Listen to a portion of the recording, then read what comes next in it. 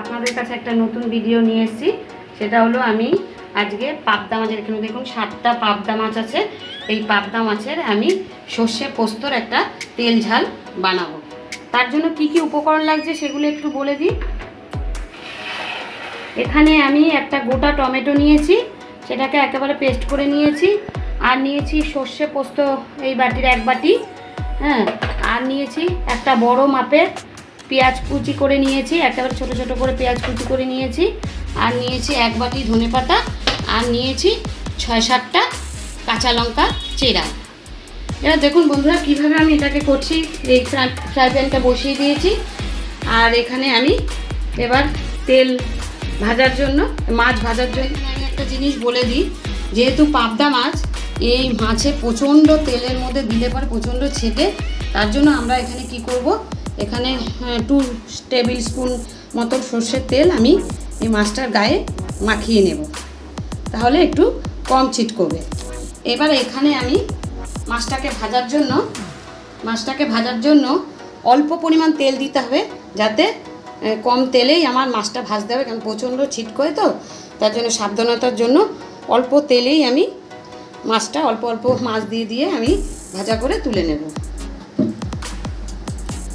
এই ফ্রাই প্যানটা একটু গরম হোক। আমি এবার মাছটাকে এই তেলের সঙ্গে ভালোভাবে মাখিয়ে নিচ্ছি।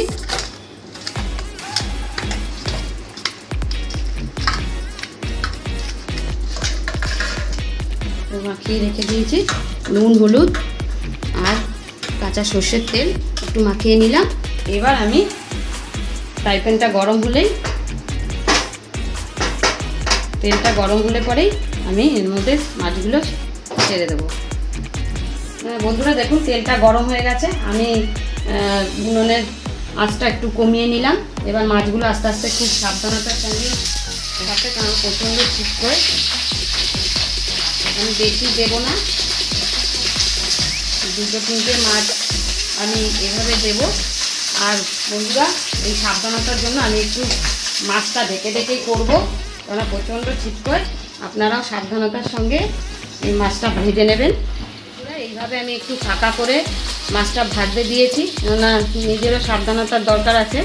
এবার আমি এটাকে ঢাকনাটা তুলে নিয়ে আস্তে করে এবার মাছগুলোকে উল্টে দেবো। যদিও ওই মাছ হতে বেশি সময় লাগে না রান্না করতে, খুবই নরম মাছ।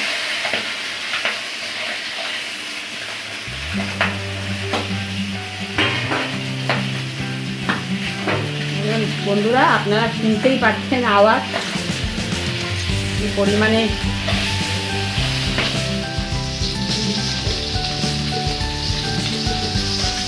দেখুন বন্ধুরা, এই যে এই পিঠটা ভাজা হয়ে গেছে।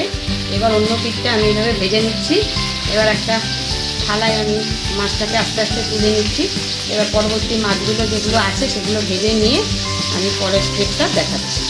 এবার মাছগুলো ভেজে তুলে নিয়েছি। এবার এই ফ্রাই প্যানেই আমি আরও 2 টেবিল স্পুন মতো তেল দিয়ে দিচ্ছি। এবার তেলটা একটু গরম হয়ে গেলেই আমি এখানে যে কুচনো 1 বাটি পেঁয়াজ নিয়েছি, একেবারে ছোট ছোট করে কুচি কুচি করে কেটে নিয়েছি। এইটা আমি এবার এর মধ্যে দিয়ে দেব।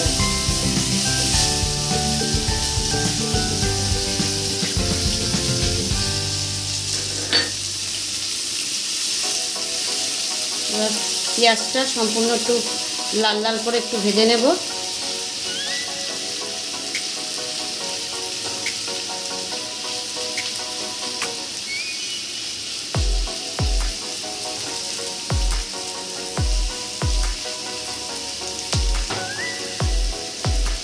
বন্ধুরা এই মাছটা খুবই খেতে খুব সুস্বাদু, কিন্তু খুব নরম মাছ। আর সাবধানতার সঙ্গে এই মাছটা একটু ভাজা করতে হয়, কিন্তু রান্নার পরে খুবই খেতে দারুণ সুস্বাদু। পাবদা মাছের সর্ষে পোস্ত তেল ঝাল। দেখুন লাল লাল করে পেঁয়াজটা ভাজা করে নিয়েছি। এবার আমি এখানে 1 টেবিল স্পুন একটু হলুদের গুঁড়ি দিচ্ছি, 2 টেবিল স্পুন হলুদের গুঁড়ি দিচ্ছি। আর এখানে স্বাদ মতো নুন দিচ্ছি। আপনাদের স্বাদ অনুযায়ী আপনারা নুনটা অ্যাড করবেন। আর এখানে আমি একটা বড় টমেটো কুচিকে পেস্ট করে নিয়েছি, এই টমেটো পেস্টটাও দিয়ে দিচ্ছি। ভালো করে এটাকে একটু কষিয়ে নেব।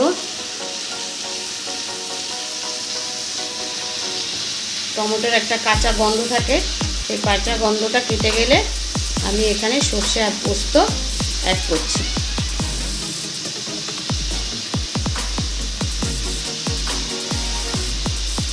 সামান্য মশলাই লাগে বন্ধুরা, এই মাছটা রান্না করতে বেশিক্ষণ সময়ও লাগে না।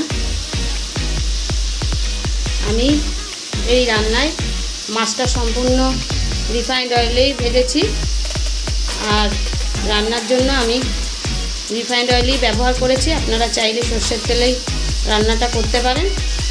আমি নামানোর আগে অবশ্য একটু কাঁচা সর্ষের তেল এর মধ্যে দিয়ে দেবো। বন্ধুরা টমেটোটাও ভাজা ভাজা হয়ে গেছে। আমি এবার এখানে দেখুন 1 বাটি সর্ষে আর পোস্ত পেস্ট করে রেখে দিয়েছি। এবার এই সর্ষে পোস্ত পেস্টটা আমি দিয়ে দিচ্ছি।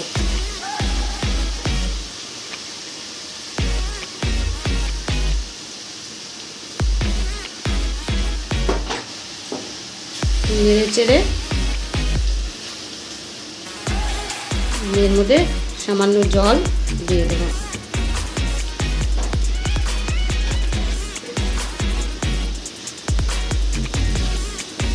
এর মধ্যে আমি একটু জল দেব।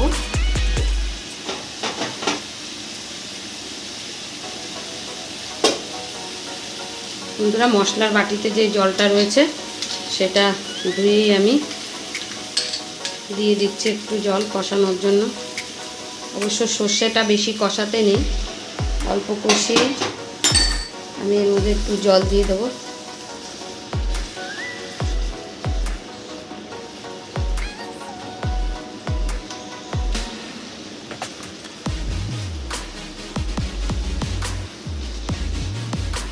বন্ধুরা এবার একে একে আমি মাছগুলো দিয়ে দিচ্ছি। বন্ধুরা এই যে একে আমি মাছগুলো দিয়ে দিচ্ছি।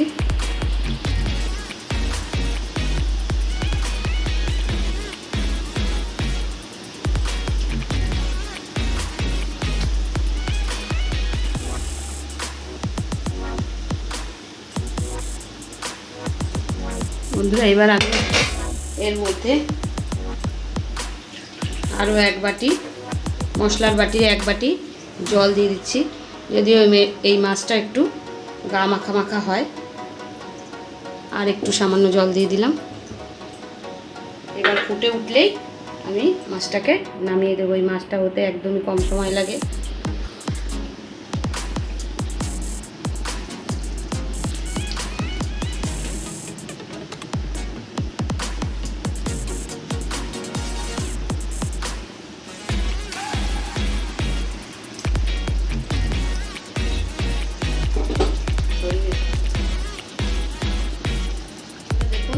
মাছটা পুরো ফুটে উঠেছে। আমি এখানে 6-7টা কাঁচা লঙ্কা দিয়ে দিলাম, আর ওপর থেকে ধনেপাতা ছড়িয়ে দিচ্ছি।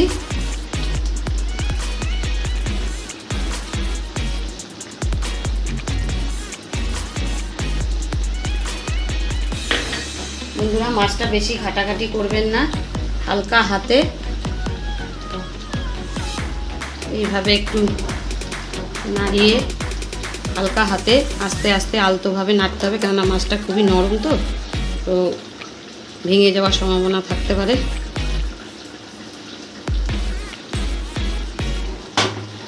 এইভাবে আস্তে আস্তে আলতোভাবে নাড়িয়ে বন্ধুরা আমি এবার সম্পূর্ণ হয়ে গেছে পাবদা মাছটা রান্না। পাবদার সর্ষে পোস্ত কমপ্লিট। এবার আমি এটাকে একটা পাত্রে নাবিয়ে নিয়ে আপনাদের দেখাচ্ছি। এবার উপর থেকে আমি একটু কাঁচা সর্ষের তেল আমি এটা দিয়ে দিচ্ছি।